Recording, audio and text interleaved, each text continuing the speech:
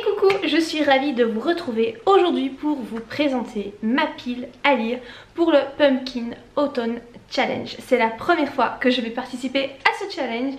Tous les ans je vois l'emballement général qu'il y a pour ce challenge et là je me suis dit allez c'est bon, vas-y fais-le. J'en avais fait un sur le mois de la fantaisie, je crois, je ne sais plus quand c'était. Fin 2021, 2022, je ne sais plus, et ça m'avait plutôt plu, donc du coup je me suis dit allez vas-y fais-le.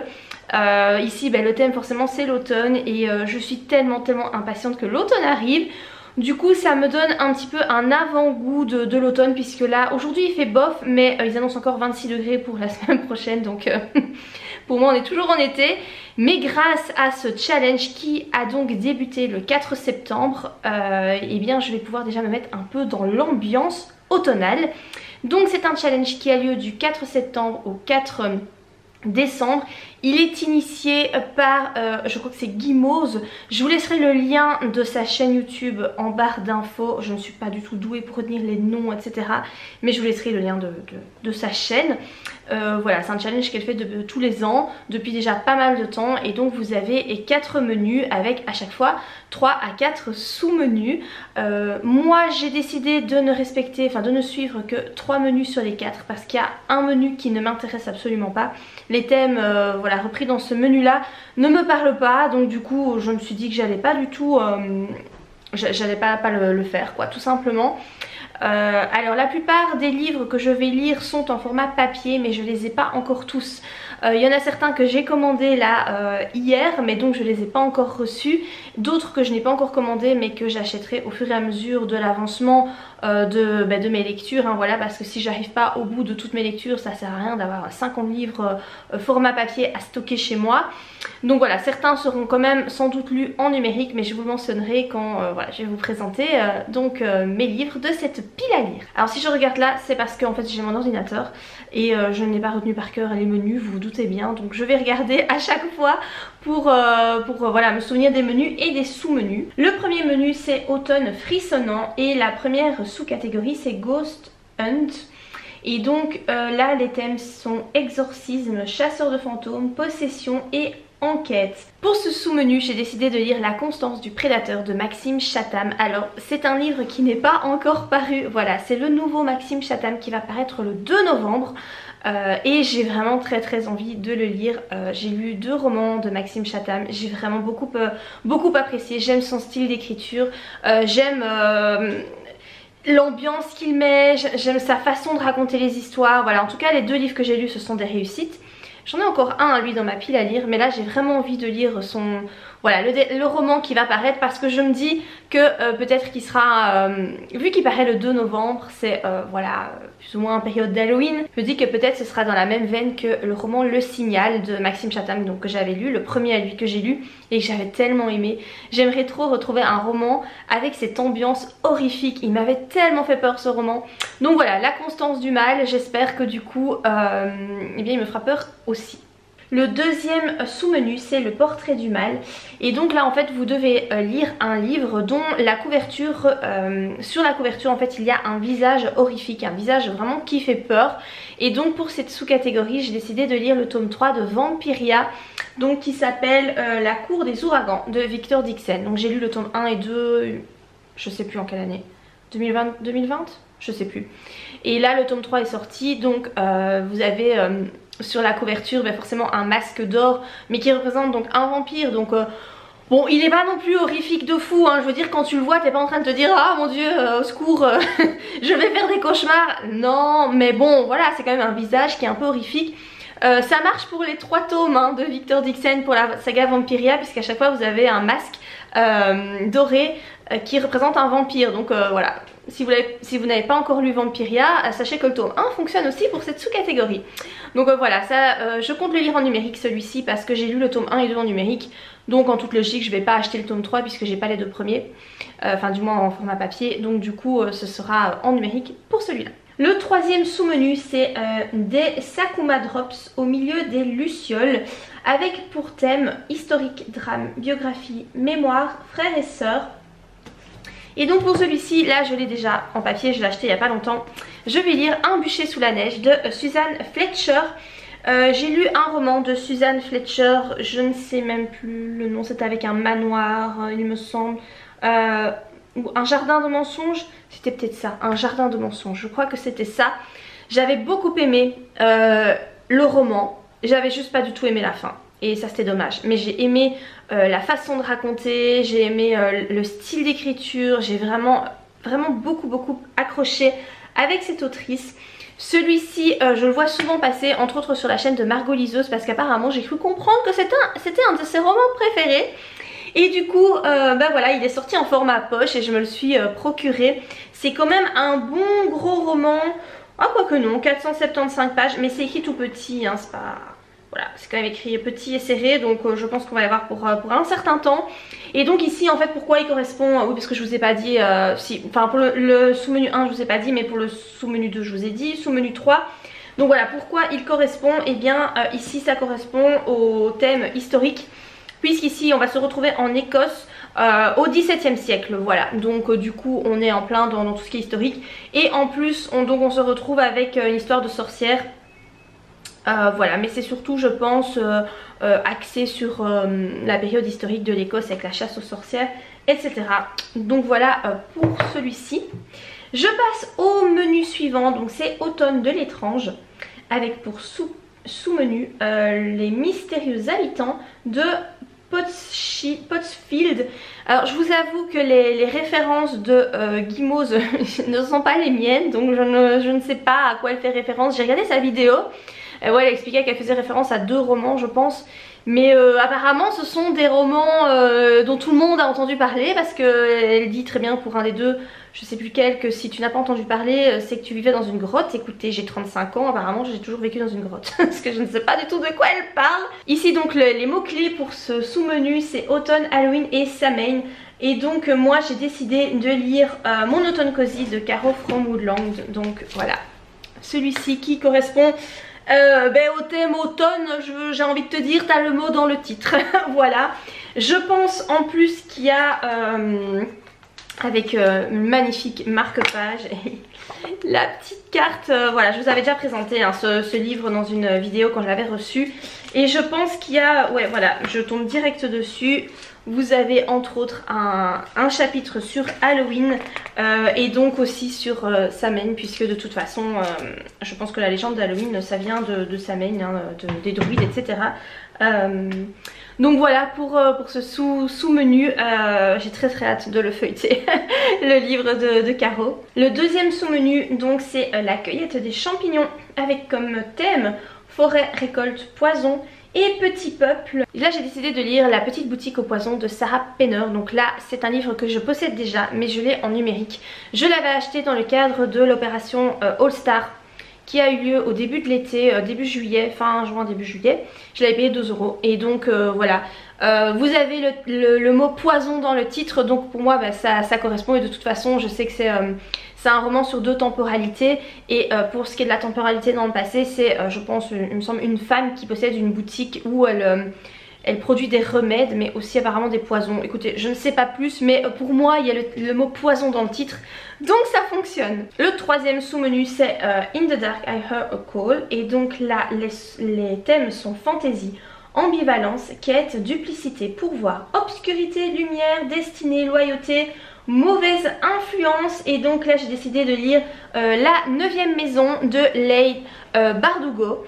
En fait j'ai décidé de lire 2 romans. Donc il y a d'abord celui-ci qui est un gros roman. Alors celui-là je l'ai commandé hier mais je ne l'ai pas encore reçu. Je vais le lire en papier parce qu'il est moins cher en papier qu'en format numérique. Il est sorti en poche et donc voilà, du coup je l'ai pris de préférence en format papier. Il fait 600 pages donc c'est quand même un gros roman. Leigh Bardugo, j'ai lu de cette autrice Grisha, la saga, que j'ai aimé. Ben, ça dépendait des tomes. J'ai pas aimé tous les tomes on va dire. J'ai aimé le tome 1, j'ai détesté le tome 2 et j'ai moyennement aimé le tome 3. Voilà. Ici on est encore une fois dans un livre de fantasy, c'est pas une saga, c'est un one shot. Et en fait j'ai envie de lire celui-là parce que j'ai vu que Laura de la chaîne Laura's Reading va organiser une lecture commune du 19 septembre au 25 septembre. Du coup j'aimerais bien pouvoir participer à cette lecture commune. Je lui ai envoyé un message mais elle ne m'a toujours pas répondu, donc je ne sais pas si elle l'a vu.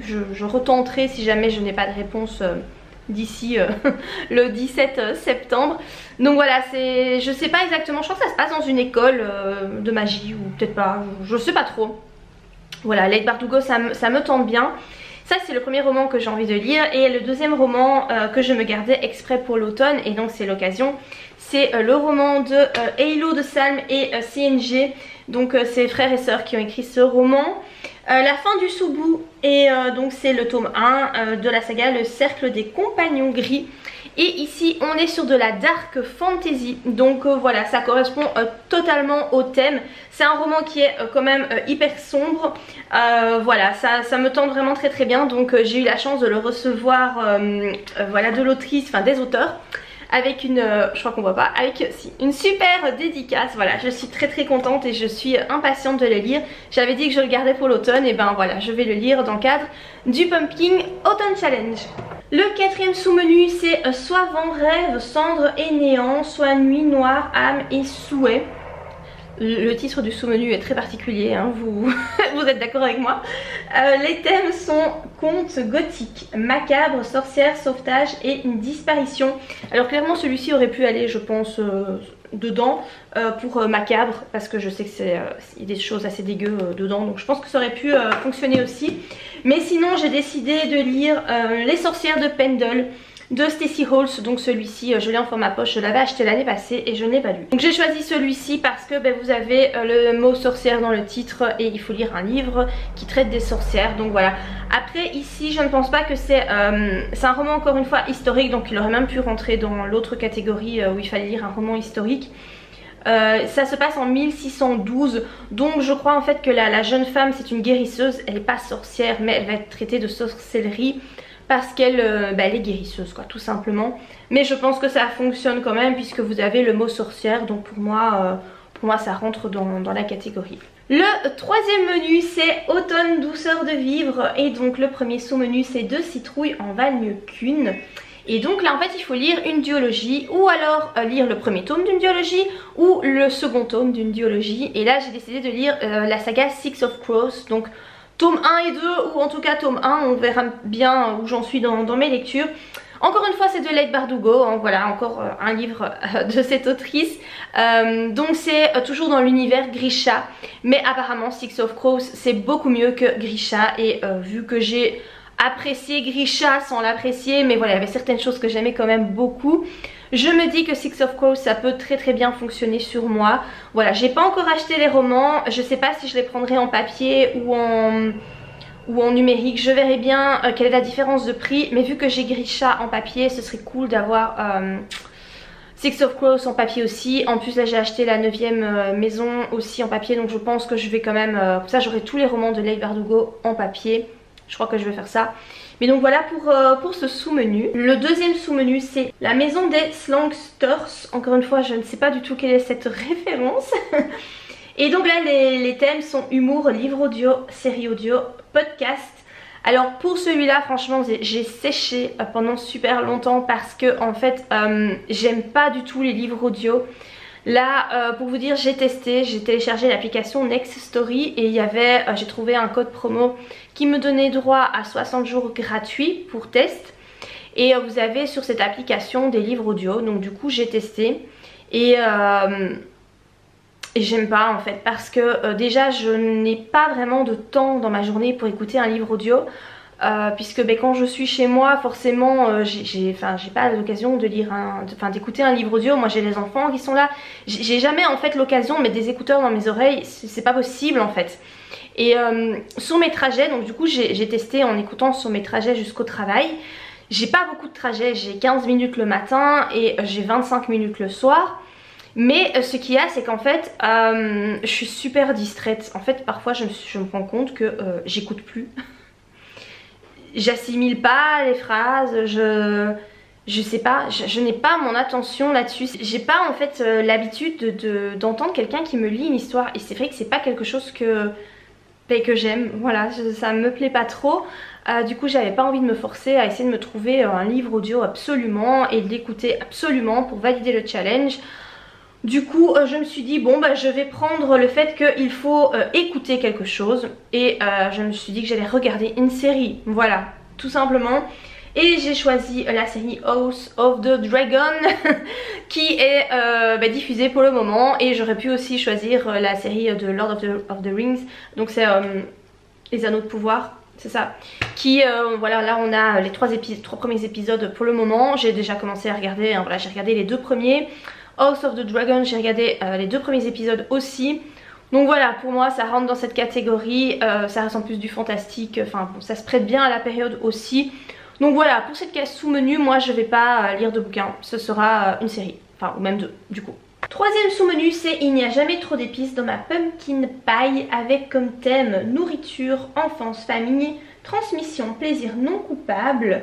Et là j'ai décidé de lire L'orpheline de Foundling de Stacey Holz, donc toujours un Stacey Holz, c'est donc la même autrice que celui-ci. J'ai acheté le roman, je l'ai acheté hier, j'attends qu'il arrive du coup avec la 9e maison. Voilà, L'orpheline de Foundling, ça fait très longtemps que j'ai envie de le lire. J'attendais qu'il sorte en poche et ça y est, il est sorti. Alors pourquoi j'ai choisi ce livre là pour ce sous-menu? Tout simplement pour la sous-catégorie, enfin pour le thème famille et même enfance. Puisqu'en fait ici on va suivre l'histoire d'une jeune maman qui est pauvre, qui n'a pas les moyens d'élever son enfant, qui va le placer dans un orphelinat et qui précise bien en plaçant son enfant qu'elle reviendrait le chercher une fois que financièrement elle se serait sortie la tête hors de l'eau. Ce qu'elle finit par faire, et le jour où elle veut venir rechercher son enfant, il se trouve qu'il s'est fait adopter et qu'elle ne peut pas le récupérer. Et du coup elle va trouver le moyen de se faire engager comme servante, enfin je sais pas, cuisinière, je sais pas trop quoi, dans la maison qui a adopté donc son enfant. Voilà, donc on parle de famille, d'enfance, etc. D'où enfin voilà pourquoi j'ai choisi ce roman là. Et finalement le 4e sous-menu, c'est Chante-moi une chanson Sassenach. Là par contre j'ai la référence, hein, voilà, Outlander, genre Outlander c'est ma série favorite, chouchou, tout ce que tu veux, c'est genre c'est une série qui est trop bien. Donc là oui, la référence je l'avais quand même. Et les thèmes sont mythes et légendes, voyage dans le temps et dépaysement. Et donc là j'ai décidé de lire Les filles qui ne mourraient pas de je vais vous faire abstraction du nom de l'auteur parce qu'en fait c'est super compliqué à prononcer, mais vous verrez de toute façon la couverture.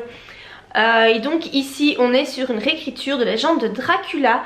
En fait on va être du point de vue des femmes qui sont enlevées pour servir dans le château de Dracula. Est-ce que je me demande si elles ne sont pas aussi à un moment donné transformées en vampires. Voilà, on est autour du conte, du mythe de Dracula. Donc pour moi bah, ça rentre totalement dans voilà, dans ce menu là, ce sous-menu là. Et finalement en fait vous aviez le menu restant, c'était automne rayonnant. Et donc ça c'est le menu que j'ai décidé de ne pas suivre parce que j'aime pas les thèmes, donc enfin les sous-menus ne me plaisent pas. Donc voilà, je pense que si j'arrive déjà à lire tous ces livres sur 3 mois, même moins parce qu'on est déjà le 10 septembre et en fait j'ai toujours pas commencé. On serait déjà pas mal, mais en tout cas je suis super excitée à l'idée de lire tous ces livres. C'est vraiment en fait des livres qui sont trop en rapport avec l'automne et la saison et j'aime trop. Donc voilà pour moi ma petite sélection, j'espère que ça vous a plu. Est-ce que vous participez aussi à ce challenge? N'hésitez pas à me dire ça en commentaire et ben moi je vous dis à bientôt pour de prochaines vidéos. Bye!